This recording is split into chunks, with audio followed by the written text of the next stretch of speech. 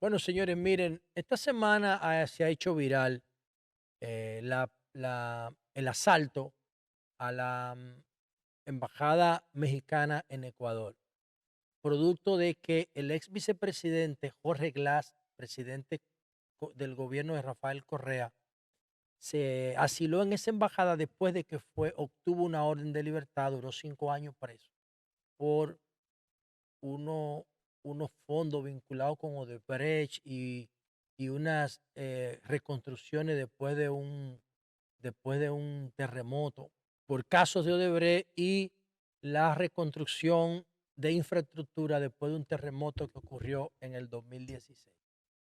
Y entonces el vicepresidente de Correa, Jorge Glass, después de cumplir 5 años de prisión, lo dejaron libre y entonces empezó el gobierno de Daniel Noboa a perseguirlo otra vez por cosas que vamos a hablar ahora. Y entonces, eh, ah, y entonces él pidió asilo a la embajada mexicana, lo recibió, pudo haber hecho también lo mismo en la embajada alemana porque Jorge Glass tiene doble nacionalidad ecuatoriana y alemana. Yo dudo mucho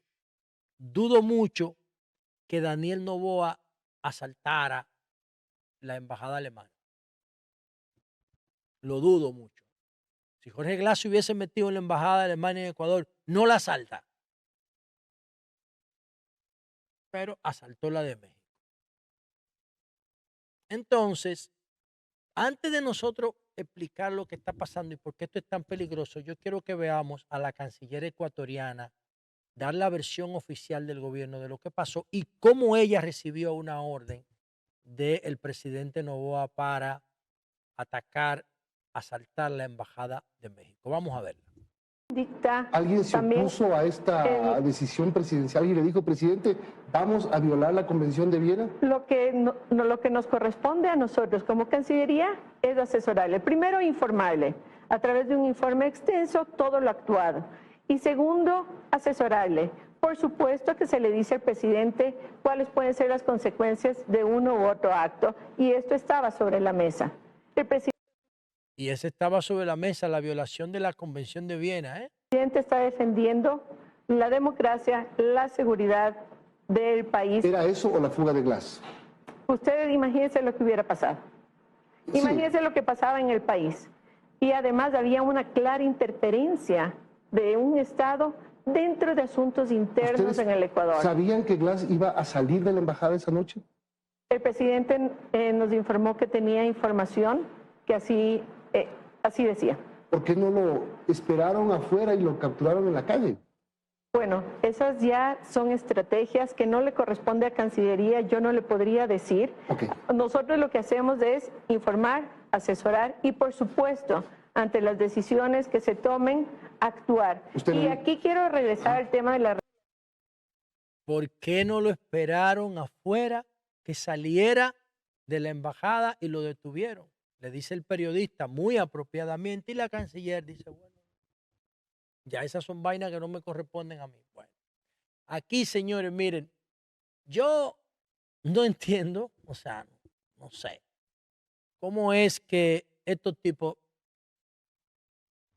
no comprenden lo que es la política, que la vida la política es muy circular. ¿Por qué la política es tan circular?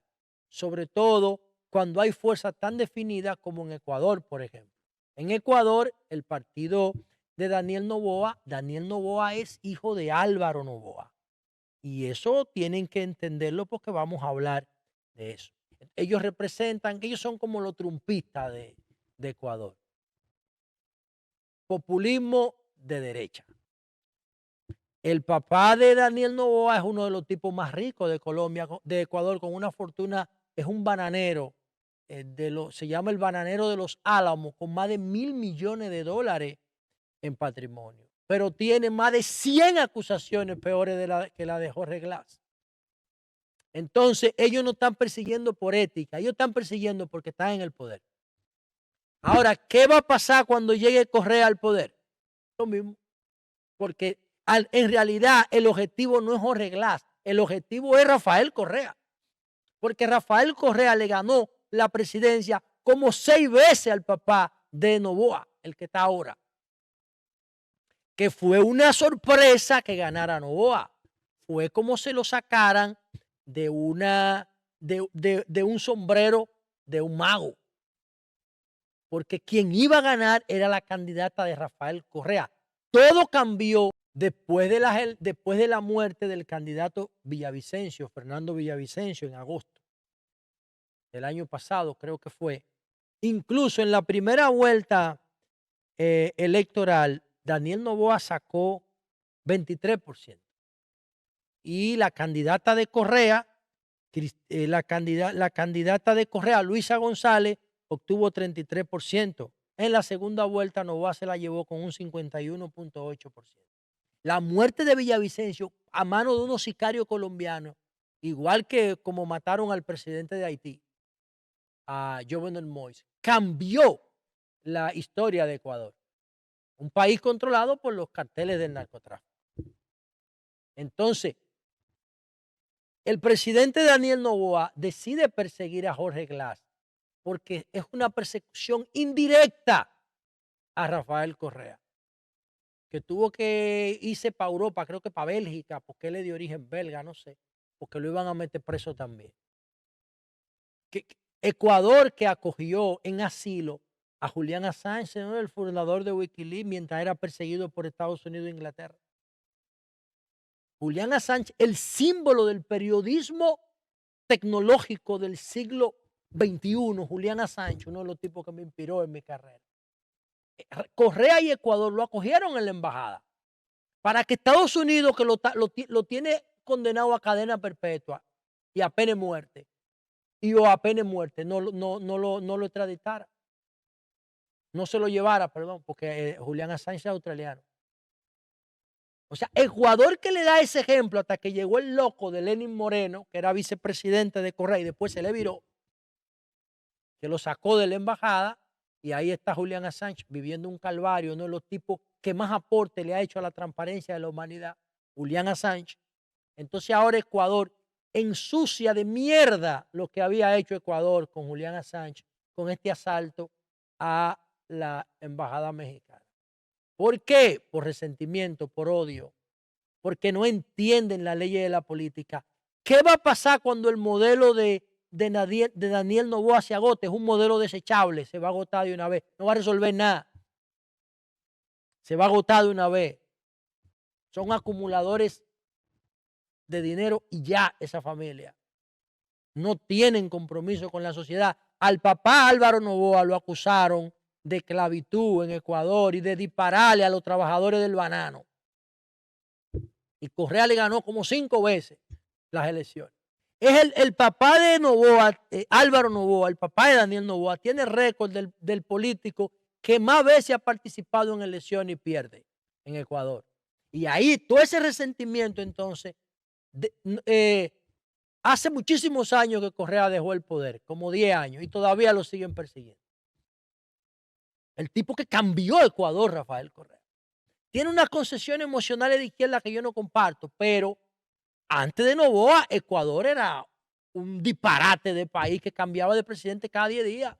Un desorden. Correa, coño, lo engrandeció. La economía creció, el tipo de economía sabe, hizo la vaina bien hecha. Hasta que se le viró Lenín Moreno, como Lili se le viró a Luperón aquí en República Dominicana y lo traicionó. Y a partir de ahí, entonces, han sucedido un par de gobiernos chapuceros de derecha, populistas, incluyendo a este que está ahora, que no entiende que ahorita la moneda se va a virar. Cuando los ecuatorianos hagan lo que hicieron los brasileños con Lula, lo metieron preso y después lo volvieron a poner como presidente. Entonces, ¿qué va a hacer Correa? Le va a dar con todo a él, que es un muchacho joven. No, son unos ñames, loco. ¿Cómo un loco así llega a dicha presidente? Realmente. Entonces, el presidente López Obrador ahora lo que está diciendo a la comunidad, miren, lo que me pasó a mí le puede pasar a ustedes. Y entonces la OEA votó y solamente hubo una abstención y un voto en contra. de Ecuador, que fue el delegado ecuatoriano, el embajador ecuatoriano en la OEA. Entonces, hay mucha gente que está pidiendo, y yo creo que eso es correcto, que todos los países empiecen a retirar sus embajadores y cierren sus embajadas para aislar a Ecuador. Y hay que aislar a Ecuador después del asalto del asalto maleante, delincuencial, porque la embajada de México en Ecuador es territorio mexicano, maldito ñame, no entiende. Es territorio mexicano. La embajada de Ecuador en República Dominicana es territorio ecuatoriano. Nuestro presidente, que es un tipo respetuoso, nunca va a esa vaina, ni Danilo, ni Leonel, ni Balaguer. Coño, porque para ser presidente usted tiene que tener un mínimo de criterio. Yo no sé cómo los ecuatorianos ponen un jodido ñame así a dirigir el país. Cambio y fuera.